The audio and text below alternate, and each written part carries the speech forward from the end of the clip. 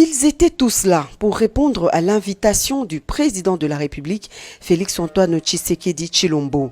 Les chefs des confessions religieuses sont sollicités dans la lutte contre cette pandémie aussi dangereuse et mortelle qu'est le coronavirus. Le cardinal Fridolin Ambongo, archevêque de Kinshasa, et tous les chefs des autres confessions religieuses ont promis de s'impliquer activement dans la lutte contre la propagation du Covid-19 par une sensibilisation à travers différents canaux et supports de communication, étant donné que les cultes ordinaires restent suspendus. Nous sommes venus à l'invitation du chef de l'État lui-même parce que, comme vous le savez, il est en train de monter des stratégies contre la maladie, l'épidémie à coronavirus.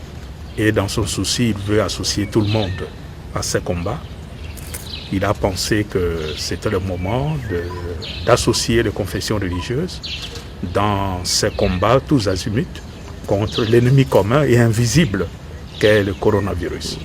Les cultes sont suspendus, mais les prières continuent. Nous continuons à prier. On n'a pas interdit les prières.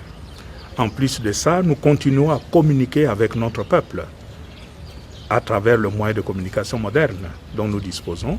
Outre la sensibilisation de leurs fidèles respectifs, le rôle de l'Église universelle, c'est aussi ce volet humanitaire que l'Église doit assurer dans le but de sauver ceux qui n'ont pas de quoi survivre pendant cette période de confinement. Notre travail, c'est souvent le volet humanitaire. Nous sommes crédibles et nous voulons mettre notre crédibilité au service de ces combats. Mais aussi, il y a le volet humanitaire. Il y a beaucoup de nos frères et sœurs, nos fils et filles, qui souffrent. Parce que depuis qu'on a pris quelques mesures, il y a des gens qui n'ont peut-être rien à manger. Il y a des gens qui restent à la maison. Ils ne savent pas de quoi le lendemain sera fait.